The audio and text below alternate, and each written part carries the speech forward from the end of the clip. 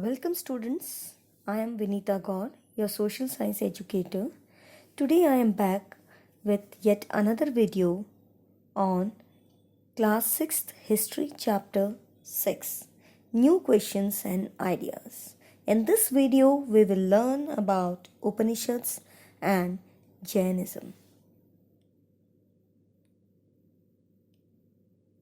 About 2500 years ago, religious worship in India became extremely rigid, ritualistic, and bound by caste system. Okay, so 2500 years ago, what happened? The religious worship became very much rigid and ritualistic. Lot of rituals, sacrifices were being done, elaborate rituals were performed. Okay, and it was bound by caste system. The Brahmins used to take advantage of their knowledge of Vedas. The others were not allowed to read the Vedas, and they used to ask people huge sums of money as for performing the various rituals and the sacrifices. It was a time of rapid change in the lives of the people. It was also a time when many changes, very fast changes were taking place in the life of people. Not contending with such conditions, not happy with such conditions, many thinkers gave up the worldly life. Okay, so they decided to leave this worldly life and went in search of true meaning of life and existence. Two such thinkers were Gautam Buddha and Vardhaman Mahavira. The Upanishads means sitting near the teacher. Upanishad, it means sitting at the feet of the Guru to gain knowledge. The Upanishads contain dialogue between teacher and the students. So these Upanishads, which are the religious texts, they are in the form of dialogue between teacher and the student. From 6th century onwards, people started questioning the sacrificial tradition. Okay, they started questioning why they need to perform so many sacrifices, why they need to sacrifice the animals. Thinkers tried to find out the meaning of life, life after death, rebirth, karma, etc. According to the thinkers, there was something permanent in the universe even after death. For them, it was at man or the individual soul. Okay, it was individual soul. Like many of the thinkers felt that there was something permanent in the universe that would last even after death. They described this as the Atma or individual soul and the Brahma or universal soul. Okay, so what they said, there is something in the world which is permanent, which never dies even after the death. Okay, that is Atma. And another is Brahman or the universal soul. Okay, Atma is the individual soul and Brahman, which is the universal soul. So they believed both Atma and Brahman were one. Most Upanishadic thinkers were men, especially Brahmins and Rajas. So most of the thinkers were males, especially the Brahmins and the Rajas. Women like Gargi, Satyakarma are also mentioned in it. Some women also did exemplary work at that time. They took part in religious discussion. So they were Gargi and Satyakarma. The famous thinker Shankaracharya later developed many ideas of the Upanishads.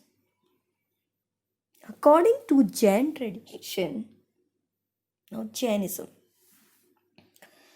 According to Jain tradition, there were 24 Tirthankars or great teachers of their beliefs and ideas.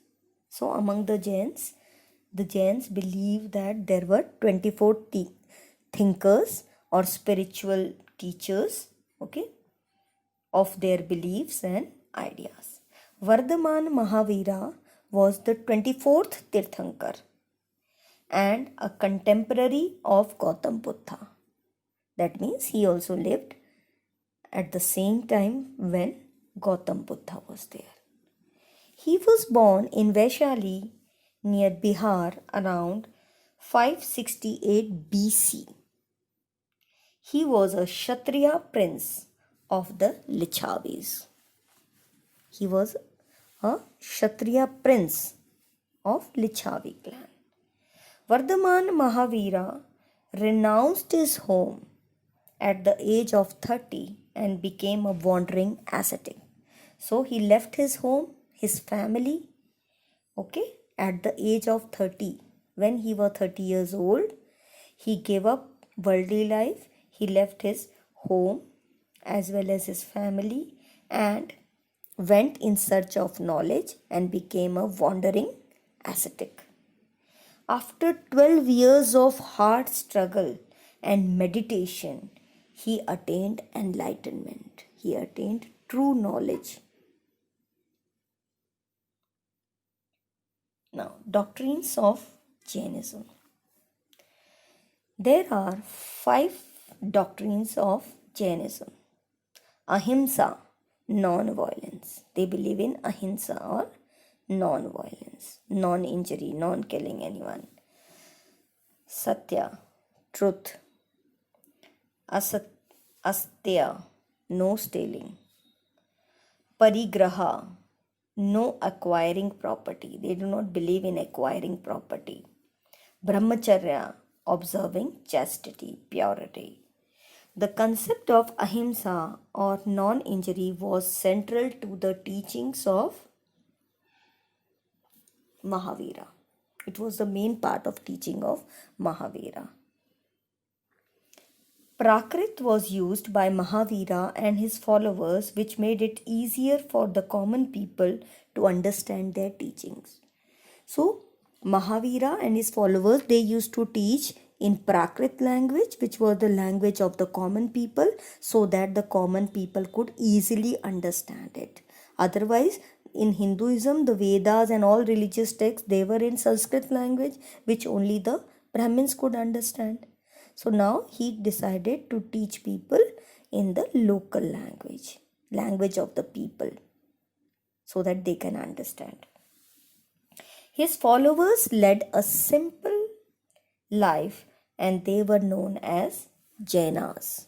The followers of Mahavira or Jain religion, they were known as Jainas. Now, purpose. What was the purpose? The Jains accept the existence of soul. The Jains also accept that there is soul.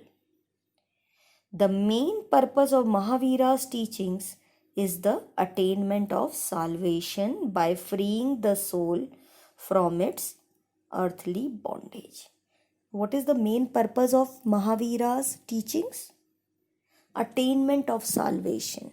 To attain moksha or salvation or freedom, freeing the soul from the earthly bondage, that means freedom from the cycle of birth and rebirth. Okay, see, man is born, okay, and then he grows old and then he dies, then he takes another life, then he is reborn. Okay, so this cycle of birth and rebirth continues, and salvation refers to freedom from the cycle of birth and rebirth. Okay, so his main purpose was to attain salvation. Okay, this could be achieved only by following right faith, right knowledge, right action. He told 3 jewels. These are the 3 jewels or the 3 ratnas. What are they? Right faith. You have to believe, or faith should be right. right knowledge and right action. By doing this, one can attain salvation or freedom from the cycle of birth and rebirth. Spread of Jainism. Jainism received support mainly from the trading community. Now, who were the people who joined this Jainism or who became followers of this new type of religion, Jainism? The trading community or the merchants or the traders. Some found its rules strict and could not keep up with them. Some of the people, they found the rules very strict and they could not keep up with them. Nevertheless, it spread to northern India, Tamil Nadu, Karnataka. The teachings of Mahavira were orally transmitted for hundreds of years. The teachings were orally transmitted for hundreds of years. They were written around 1500 years ago and are available in Vallabhi